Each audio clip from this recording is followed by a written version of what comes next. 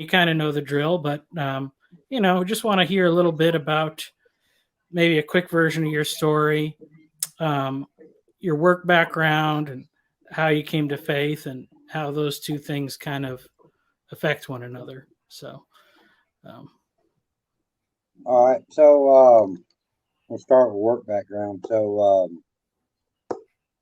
I started in trades at 16 out of necessity. mm, Uh, I was a brake mason's helper for a couple of years. Uh, I did plumbers help. I was a plumber's helper for a year, and then I got into doing truss systems for prefab concrete buildings. So mm-hmm. we'd install the trusses and then the decking board and then insulation and standing seam roofs. So I'd be on one job for 8 or 9 months, and Wow. it was all across the country. And I actually got out of that because I hated working on the roof. I couldn't stand it, and so I started working on cars, and I was an automotive mechanic for about 12 years.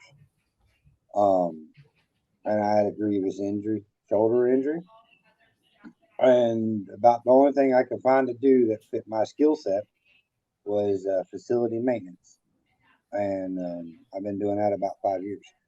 Uh, I started out just doing commercial buildings, and then I moved into the luxury space of a country club, and Mm, now I'm the lead maintenance engineer for a rather large four-star hotel.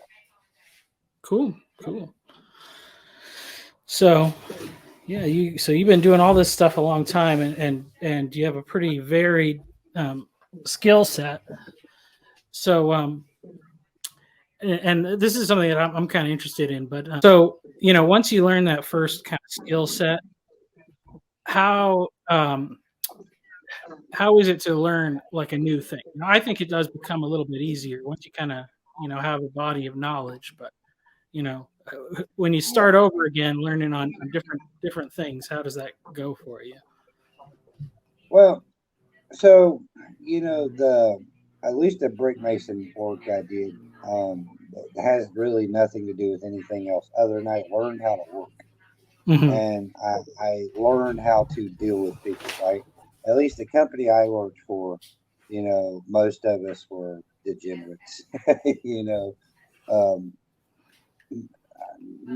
me not I'm not a criminal, but I worked with a lot of felons and things. So I learned how to deal with a lot of people. But the plumbing is a little bit more mechanical, and that kind of really set me up for everything else. Everything is built on top of one another. So Hmm. in the mechanic industry, as one thing has actually helped me in my life just as much as it helped me in my career, is learning how to problem solve and Hmm. learning what I need to move out of my way, right?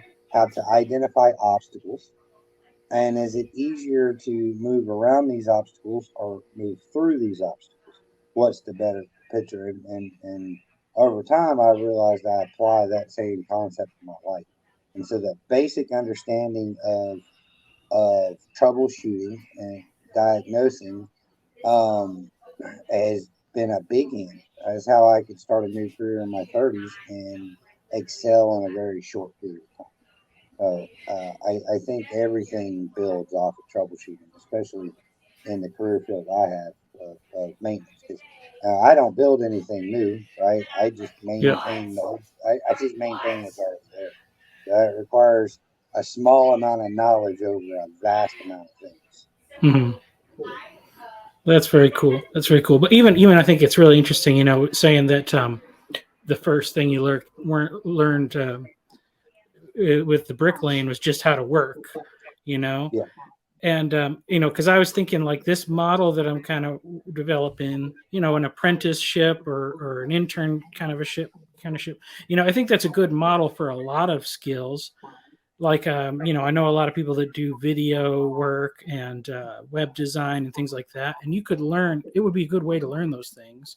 But I think that I wanted to say let's focus on trades first because there is something about learning how to work until your body is exhausted, and that's a that's a valuable lesson you'll appreciate the amount of time you get to work behind a desk when you've been on top of a roof or something like that Yeah. before. Well, it's especially in labor space, pacing is the best thing. Like one thing I learned at a very quickly is in the morning time, especially in the spring, we'll have overnight rains, and in the morning you got mud puddles and all that. You're pushing mortar, in a wheelbarrow, 100 pounds through, all kinds of gunk and nasty. And if you don't pick your path correctly, and you just push through it, by 2 o'clock you're done, and you still Yeah. got 4 more hours to go. And how to take care of your body is another thing. Cramping and things like that. Thinking through your day is thinking through your day is important, and that's definitely something I learned breaking my back. Because you know you pay for it, right? You make a stupid mistake in the morning with physical exertion, by 2 or 3 o'clock, you you know it. You can feel it. Hmm. And that, I mean, I think that's, yeah, that's something, I learned, uh, I worked for a long time moving furniture, and it's like, you got to learn every trick you can to make it as easy as possible. Not, and people, people hear something like that and they think like, oh, that's lazy. And it's like, no, that's not lazy, because, you're going to injure yourself. And, if you just try to muscle through every problem. Um, but yeah, so those kind of problem solving skills come in handy for sure. Um, and then tell me a little bit about your story, how you came to know the Lord. So that's a story that And I know you kind of so have. I think you have some of that on your channel, so you can kind of give us the quick version. But yeah. So um, I met a woman that demanded more of me, and I was an alcoholic and an addict. And when I quit drugs, uh, I couldn't do it. I had a hard time with AA and stuff like that because the stories that people were saying and the environment I was in was like, oh, hey, that sounds like fun. Let's go try that. Not, oh, that really sucks and you ruined your life. I'm just weird that way. So I quit drugs cold turkey. I used alcohol to supplement, but on October 31st, 2009, and by December 1st, I'm seeking the Lord. I have Bible in my hand, and I tried to go to some churches, and I wasn't received well. And I really wasn't seeking Jesus. I was just seeking God. And so mm, for about 7 years, that's all I did was seek God. Stayed in the Old Testament, didn't read the New Testament, and I had a medical problem. The doctors prescribed me muscle relaxers and painkillers to solve that medical problem. You can't give an addict drugs; it goes bad. mm-hmm, First day is okay. Second day, I'm OD. Right? First day, you know, it only took a day for everything I had fought the last 7 years to just snap. And I ended up in the hospital. And during that time, my family, my wife's family, is a bunch of preachers. Anyway, my wife has a lot of spiritual people in her family, and there was around 200 so people across 3 states praying for me at 4 o'clock in the morning because it was a 50-50 shot if I was going to come out of the coma that I was in. And I survived. And when I come out, I there's a reason why I'm here. mm-hmm, And so I started seeking, and that's where I got involved with the Baptist church, and I was baptized Easter Sunday of 2017, and the but the old the stuff that I learned in the New Testament caused me, or Old Testament caused me a lot of problems. A lot, or actually is the weekend after Easter. So Easter weekend of 2017, we went and did um, 4 days camping, eating unleavened bread and fruits and vegetables. Made up, 7 or 8 pounds of unleavened bread before we went. Never lit a fire, and just ate things we didn't have to cook for 4 days, and stayed in the Word the whole time. Before I got baptized, but my wife, although had been in church her whole life, she never got baptized. And Hmm. she never got baptized because she thought that it was a numbers game. Like everybody's just, you're just trying to get me up there to increase your baptism numbers. And so when I decided to get baptized and nobody was pushing her to get baptized, she got baptized with me, which Hmm. was, Interesting. yeah, that was pretty, because she'd been a Christian her whole life. And then she's in her 30s getting baptized. So that was amazing. And I've been seeking after Jesus ever since. I mean, my theology don't line up with a lot of people. I make a lot of people mad. But I'm just trying to do the best I can to serve my Creator and to serve my Christ, right, my Hmm. Messiah. The best I can. And for me, that's through what I know how to do: hands and feet on the ground in adverse conditions, handling crazy stuff. That's the only way I know how to do it. And for I before um before Jesus dragged me to him, I was doing those things anyway, but I was doing them out of guilt, Hmm. you know, because of the life I lived, and I didn't deserve these things because of the things that I did, and so on and so forth. Alcoholics remorse, and and after I found Jesus, mm, the want to atone for my sins went away, and wanting to serve God's people would come into me. So the guilt is just kind of went away, but it took years, right? Because every time I Yep. made a mistake, I was thinking that I was dancing in the blood of Jesus, the whole Baptist thought process. And it took me a long time to get over that guilt. But after I got over it, my life just kind of lost, Hmm. and my walk as well. Yeah. Awesome. Awesome. Awesome. I think yeah, I was going to say it's interesting because you obviously learned how to work hard before you ever knew Jesus, but I mean, I don't know. I don't want to say it's necessarily like a magical formula or something, but like it's not. I think we like numbers, so we'd want the story would be like now I'm twice as good at everything because I do it because I love Jesus. Obviously, that's not how it works, but like, but what is the difference? What is the difference of working when working as unto the Lord? How does that shape your days and make a difference for you? Well, I mean, all right, when you're working for yourself, whatever it might be, when you're working for yourself, there's a limited possibility. When you're doing for yourself, you are at a limited possibility. You're limited to your understanding, you're limited to your capability.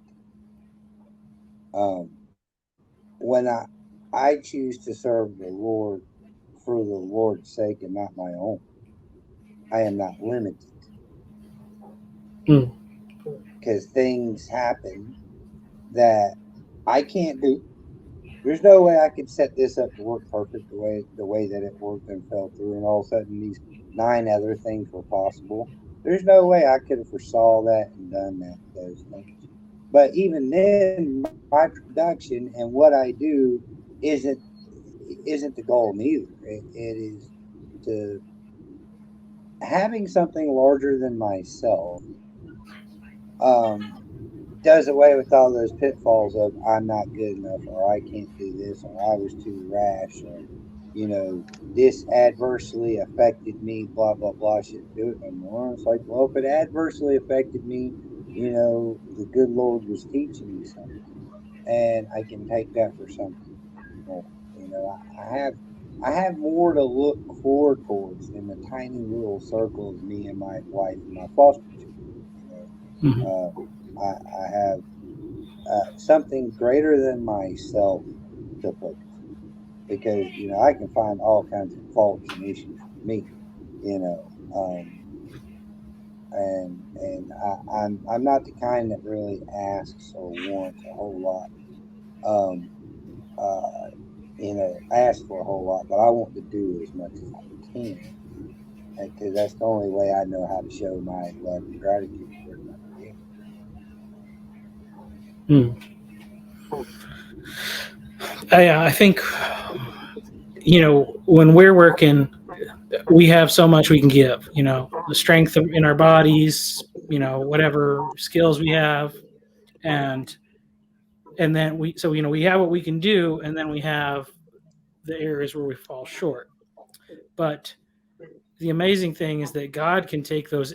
He can use all of our skills and talents and abilities, but He can also use our weaknesses and our shortcomings, and He can accomplish more with those than we can accomplish on our own through our own, you know, intelligence and ideas and effort. So, um, I do think it's cool the way that how it has changed your outlook, and I do think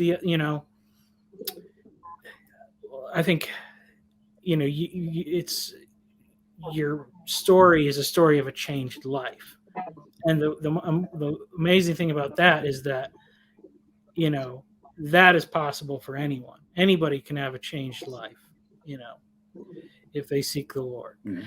Um, so which is that's the thing. This you came to trades out of necessity, and I think I'm thinking there's a lot of people that don't have a ton of options, so maybe they are there. Um, we need to kind of gather them in and help them out. Um, so you're doing some other cool stuff though, because you're. I know one thing is you kind of go and do a lot of help on disasters, right? How'd you get Yeah, involved yes, with sir. that? So, uh, the first time that I got involved with disasters was actually back in 2005. I was working for a labor company because my big mouth had got me fired. So I was working for a day labor company. And a guy popped up out of nowhere saying he was going to southern Indiana, northern Kentucky. They had just had like 9 tornadoes and they needed to debris clean up around all the power lines. And I'm paying $16 an hour and paying for your room and board and $20 a day for food. And in 2005, that was a lot of freaking money, and Mm, $16 an hour. So I was up in Kentucky for 3 months, and then I ended up doing some FEMA contract work for Katrina as well, and that was the last time I got paid. Uh, and it just kind of just started, happening.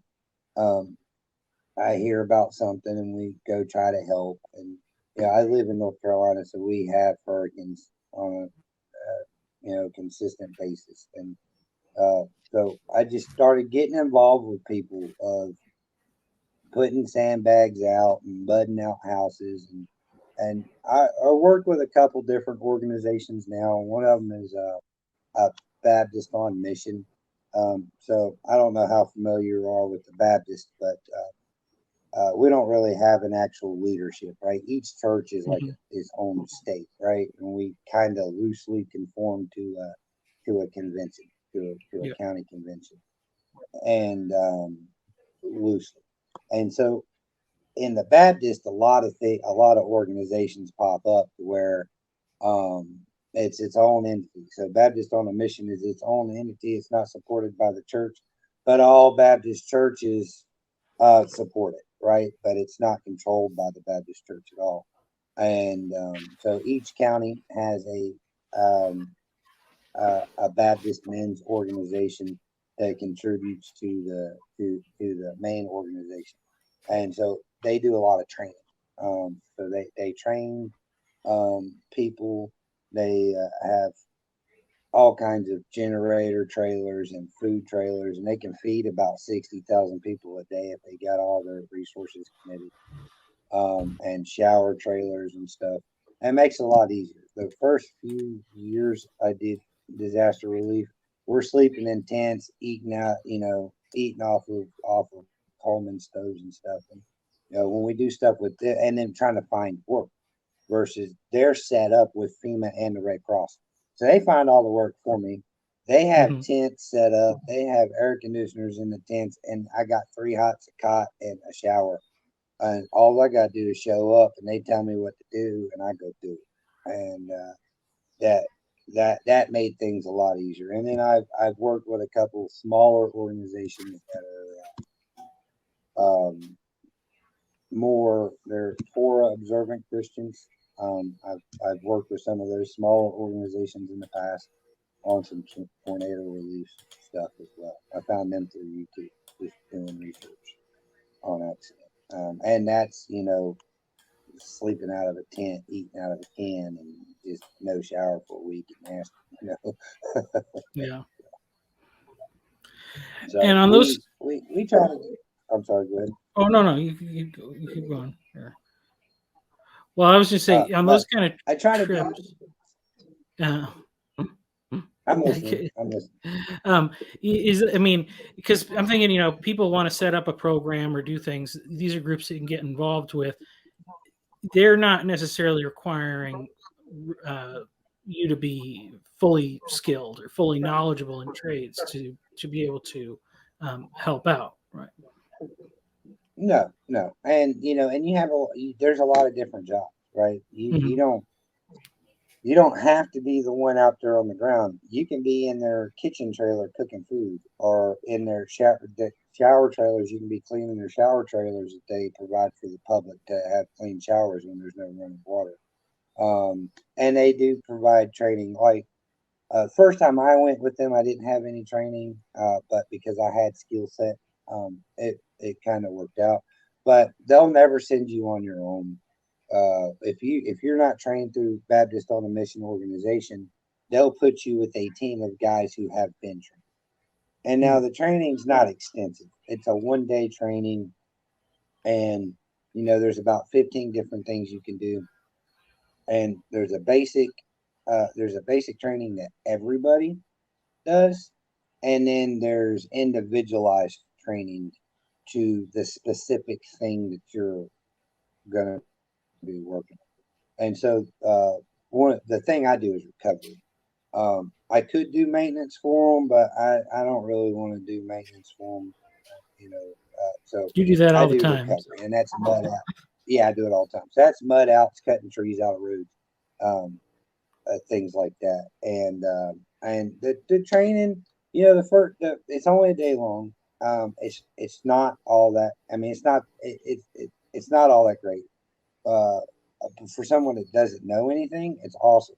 And Yeah. the first time you go out, you're going to be with 4 or 5 people that's already done this before. Because the person that's leading this crew can't lead the crew unless he's been on 3 disaster relief deployments, and has at least been trained for up like a year and a half or something. So there's some requirements. You're not just sit out there on your own with no understanding. So there's going to be people up on with you that's been there, done that, and they can really show you the ropes. And then you gotta recertify every 3 years, so you gotta go through the class. But they also offer uh, a couple one day classes a year for construction, simple construction, laying floor down, standing up, square walls, throwing a normal 4x8 sheet of drywall up, and a little bit of mud.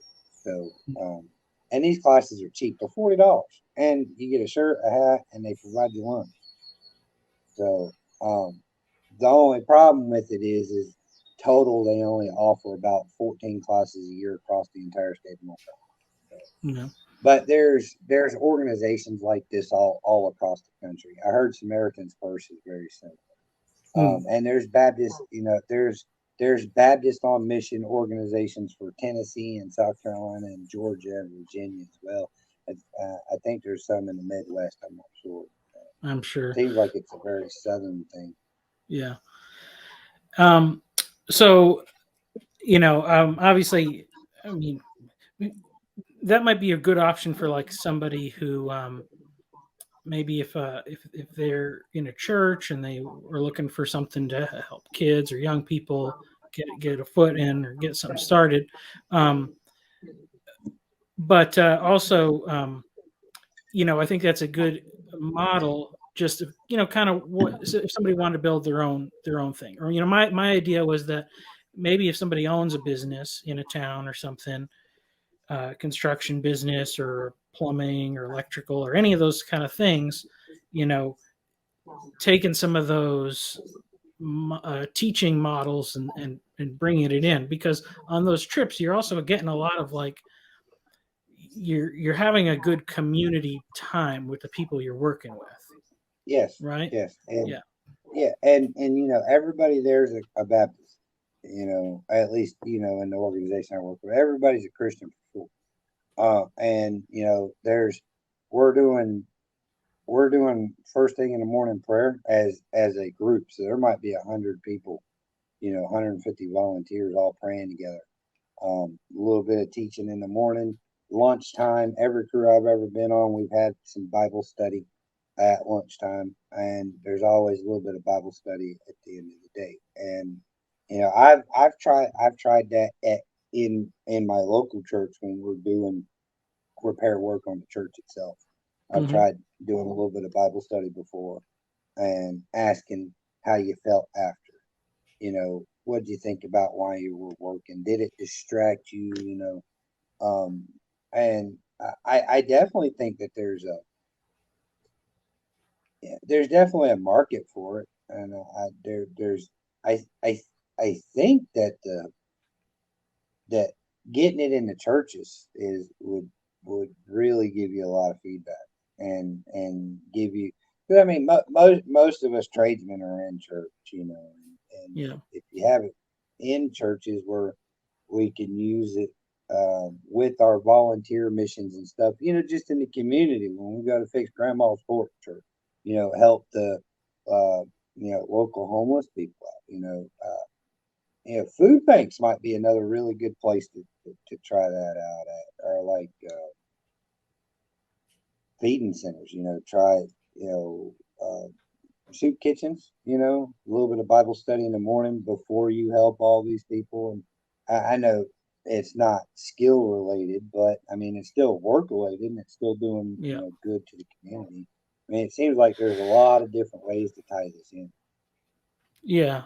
It seems like for a long time there was this kind of thing where everything was always separate. You'd have your home life is separate, your work life is separate, your time in church is separate. And then what happens is that people, and then people need other things. They need to spend time with friends. You need to go to the gym or, do something, you can't, if you're sitting in front of a computer all day, you need to find a way to move your body. You need to uh, find time to make your food and do all these things. And all these separate things, when we have to keep them all separate, it it just makes life really difficult for people because no one has the time to do all that stuff perfectly or even like halfway decent. But when we start doing them together, and I think finding other people to do it with is a big part of that, then you really you multiply the work and you get more done and you actually have the time to be able to enjoy it. And you know um because like I know, sometimes in my work, I'm scheduling guys out and I might say, okay, this guy's got 7 hours worth of work. This guy's got 7 hours worth of work. But if I put them together, they could probably get 20 hours worth of work done in 7 hours, because when you have, that's just the way that I guess the way God designed it, that you know, we, we're more effective when we work together, and you're going to have a better time and you're going to learn more too. So I think that's the thing, is I, kind of I, figuring I out how to bring that stuff together. Yeah, I agree with you and completely. And that was a disconnect I was having for sure was, I'm doing all this stuff outside, trying to seek after the Lord in every which way I can, and it just felt like everything was disconnected, Hmm.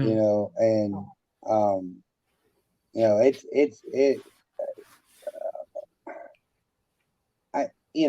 I the easiest way for me to put it is too many people say, "Well, I'm a Christian." Like that's part of what you do. Like I like ice cream, Yeah. and I think or at least what helped me kind of start putting it all together was it's not this isn't something I do serving God. This is who I am. It's my entire life. It's all of it. Yeah. It's not just like I chose to ride a bicycle today. I chose God today. No, it is it is me. It is all of me. Right? It's just like marriage. It's not I'm only married when my wife's around. No, you're married 24 hours a day, and you're a Christian 24 hours a day. Everything you do, including sleeping, eating, and taking a shower, is as a Christian for God. Everything you do as far as self maintenance and life in general has to be aimed at the purpose of serving God, period, in my opinion. Yeah. And through living that way, I managed to take my fragmented life and start putting it in line and order. But you're talking years and years. This is something I'm still figuring out. This is something I was struggling with 6 months ago. Just got back from from Florida with Hurricane Ian, helping them, and and I come back and my life is just so fragmented, and all these little pieces are separate. And how can that be separate when I'm a foster parent and I got my my kids as part of my service, and it's how can that be separate from what we just did in Florida? And it was that struggle right there is how I got involved in this whole community to begin with, looking for those answers. Mm. And you brought up that you brought it up a couple times that you and your wife are fostering kids, and I think that um, that is that's the sort of attitude that uh, hopefully as Christ's love transforms us, that we would, people would become open to things like that. So Sean, that you made that a priority tells me a lot about the kind of person that you are and what your priorities are and things like that. What How have you been blessed through that process, or what kind of led you guys down that path of fostering? Well, we are of the rarity where both of us are 100% sterile. It's like one in a million couples, both sides have Wow. absolutely no chance of having children. And so we knew that fairly early. And so we made our career. She's a school teacher. And so we just made our careers our life. And we used to joke that we were married to our careers and that each other was each other's mistresses. Mm. And when I found when the good Lord won me over and I started serving Jesus and started seeking after Jesus, the my life changed substantially, and it got me thinking more about just myself and my life more about just her sake. And in 2018, I had a severe shoulder injury, which caused me to change from working on cars to doing maintenance work. And during that time, when my entire life was turning upside down or sitting in church, and the preacher is talking about how to serve God by helping other people, by being there for other people. And when the Lord is calling you, you need to recognize and step up. And both of us looked at each other and was like, we need to be foster. Mm. And I don't know where that comes from. Well, I know where it comes from. comes from Yeah. it comes from God. And then we started on that path, and we're talking about I just started a new career.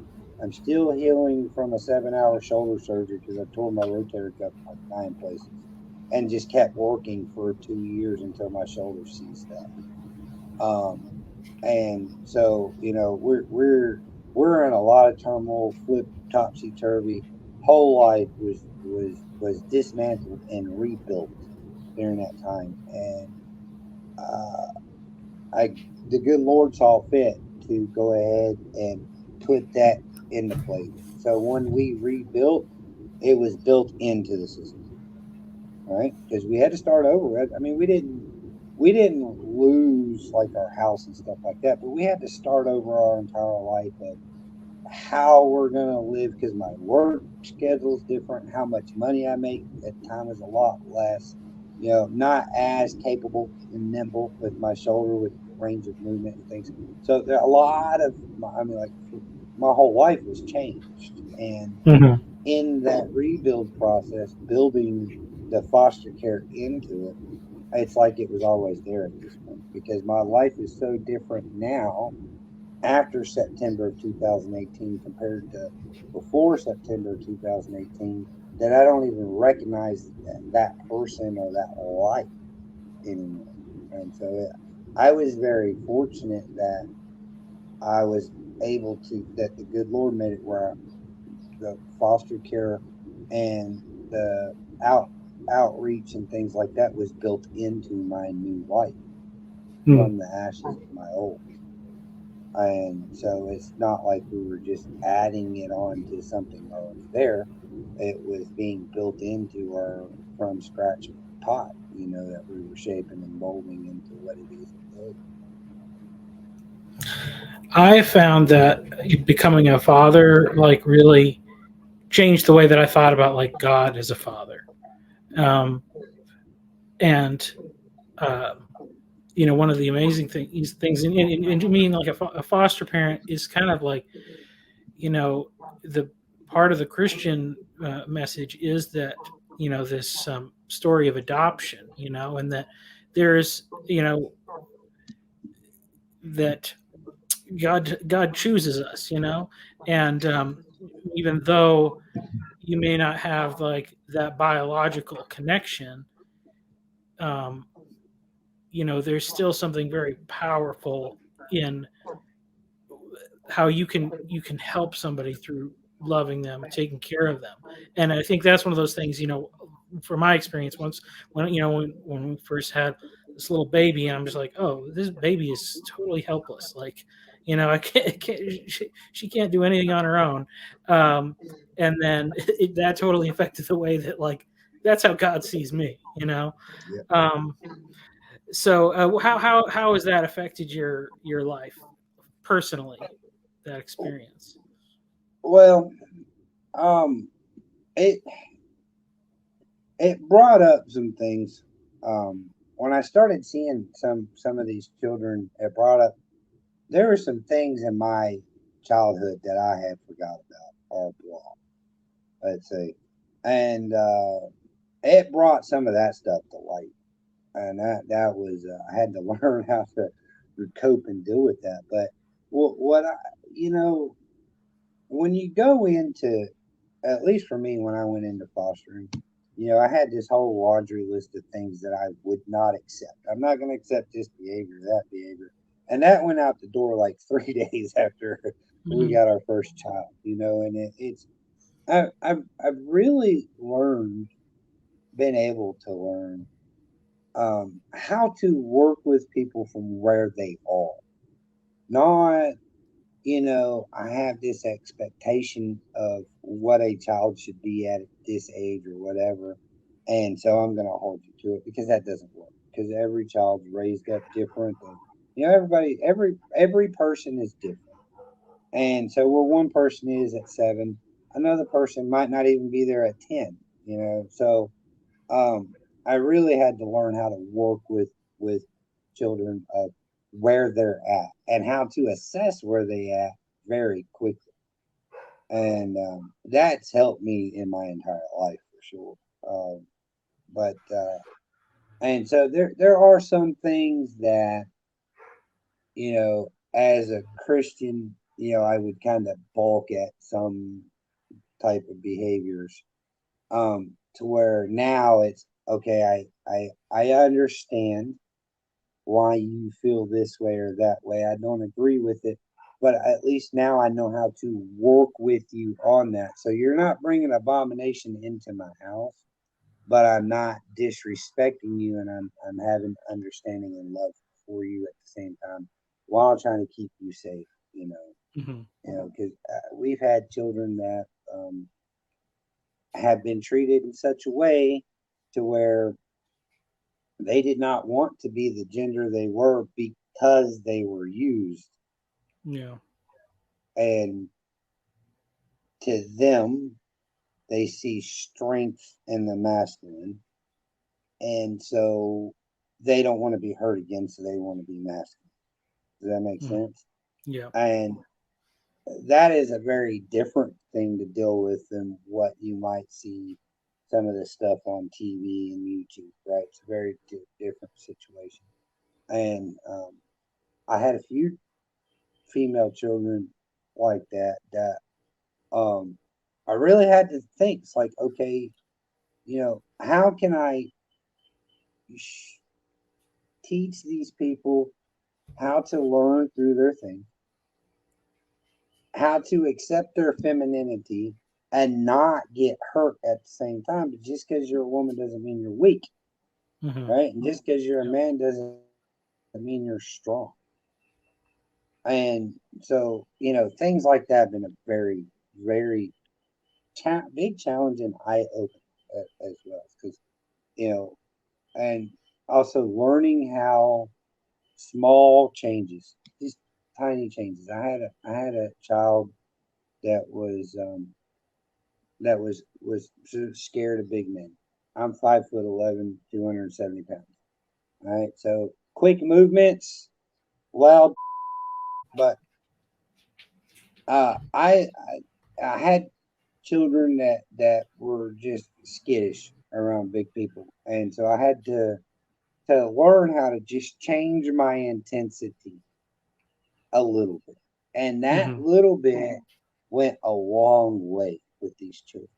And I started learning how these small incremental changes that you can barely even notice how much of a great effect that they have on everybody. Because, if I know these children have issues and, my quick movements and boisterous cause them issues. Well, how much of my loud mouth and moving hands affects people I'm talking to at the gas station or at Walmart or something like that? So then I start being conscious of how much my everyday actions, what I say, what I do, how it affects other people. And I don't want to be in a position to where I cause someone who's suicidal or something like that to have an issue because some lumbering idiot ran into them and they had a panic attack or something. You know what I'm saying? It's not just something I thought about before. Before it Yeah. was, you're gonna like me for me, or you're not gonna like me. Have a good day. I don't care. I'm from the trades, man. If you don't like what I have to say, we have a couple different ways to handle that. You know what I mean? You know, so. Um, uh, I can't, like I said, I can't recognize the person before compared to now. It's just very, very, very different. Uh, and obviously, becoming a foster parent is a big commitment. Um, but um, and those kids, they obviously they need it, but that only takes them up till 18, and Yeah. then they're out of the system that way. But just because a kid turns 18 doesn't mean they don't still need a father figure in their life. Um, you know, and a mother, and I think like I said, I'm setting this thing up, Tectonic School, doing it through trades, and mostly I'm thinking it's going to attract young men. But I think you could very easily build a similar type of programs centered around young women and things that women enjoy, cooking and homemaking, and or even like my wife's a dance teacher. That's a way that she likes to connect with students, and help them grow spiritually. But so foster care is a big commitment, but there are so many young men in need of fathers. Like I think you only sometimes have them for short periods of time, right? They're in and they're out. But in that short period of time, you just trying to do the best you can, listening to God, trying to be a good father, it can have a big impact. And I think that's something that there's a lot of men in churches that are faithful men. They probably don't realize the impact they could have just by spending a little bit of time. Maybe it's just the weekends or something with some of these young men, teaching them stuff they know how to do.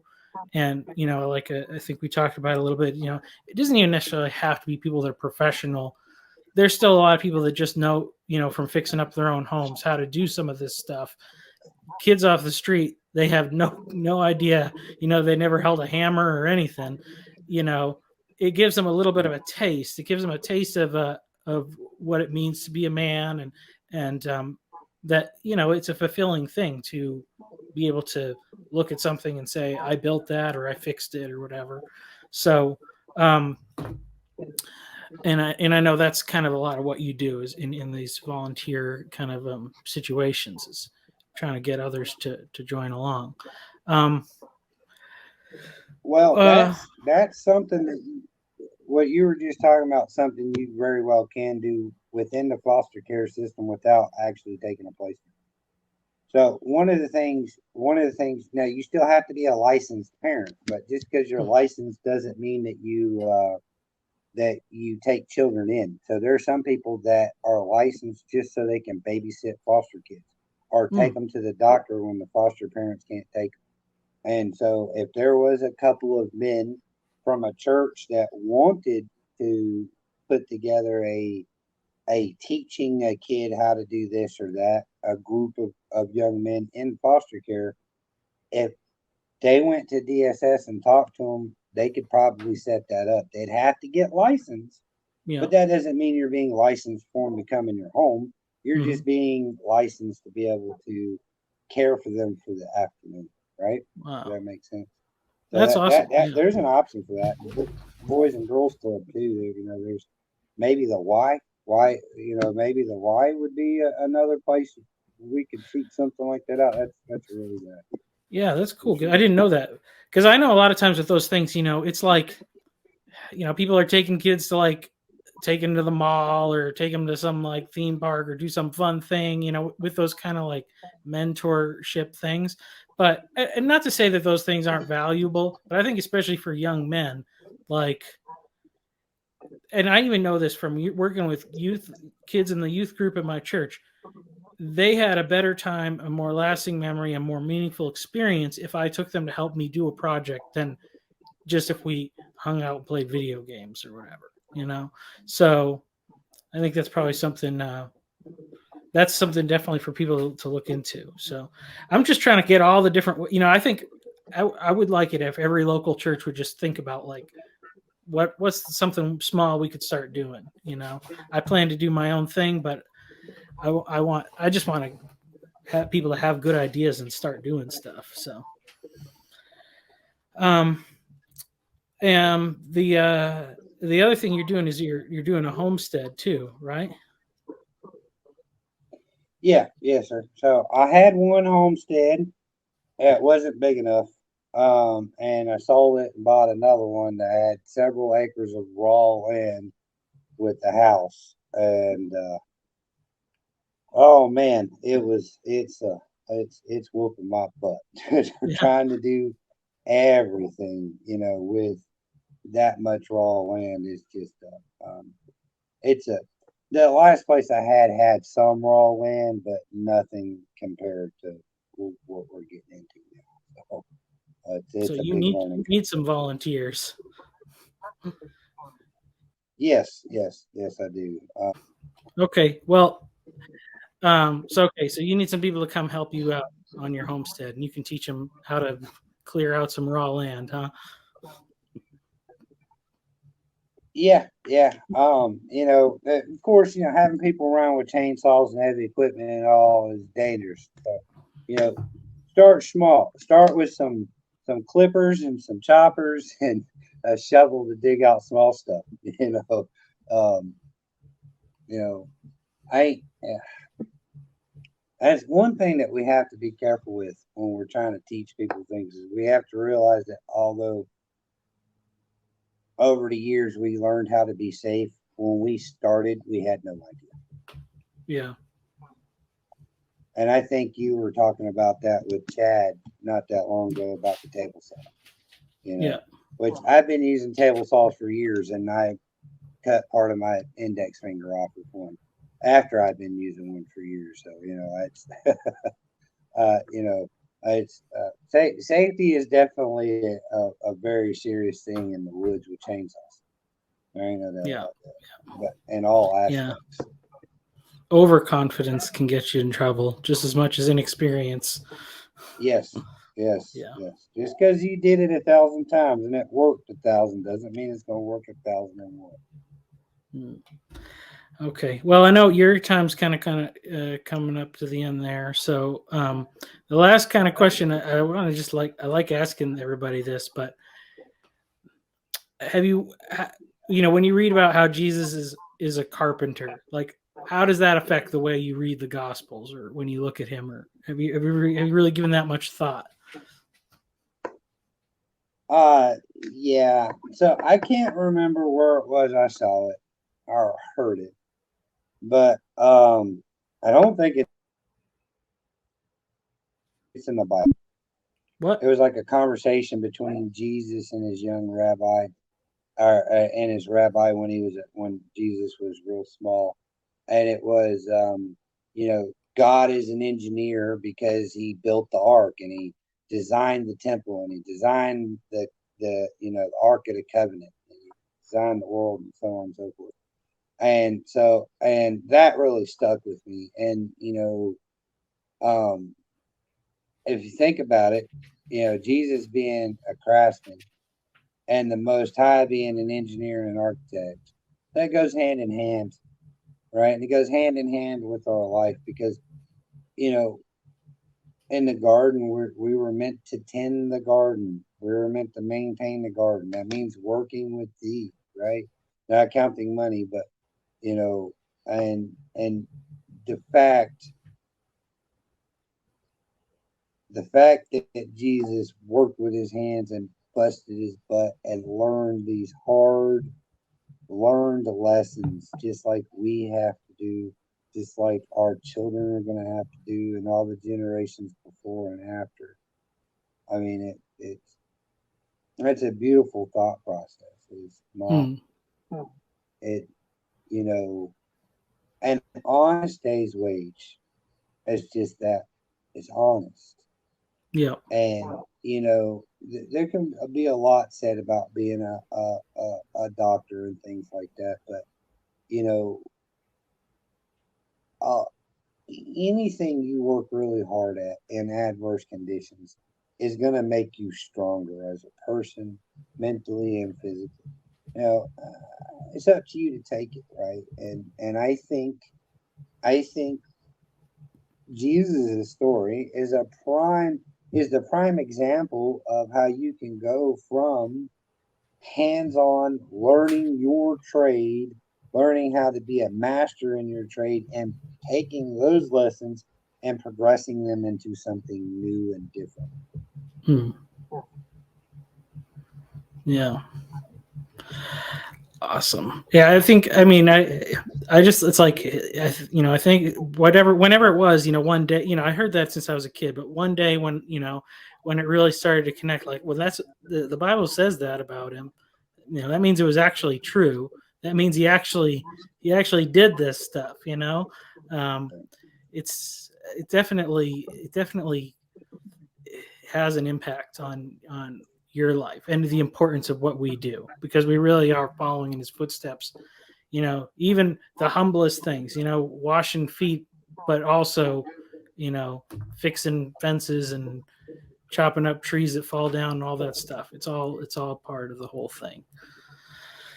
Okay.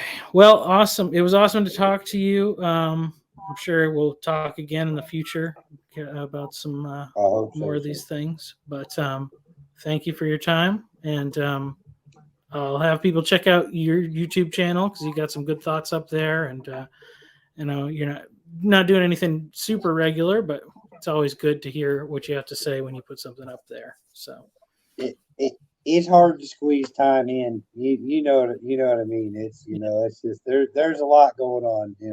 So yeah.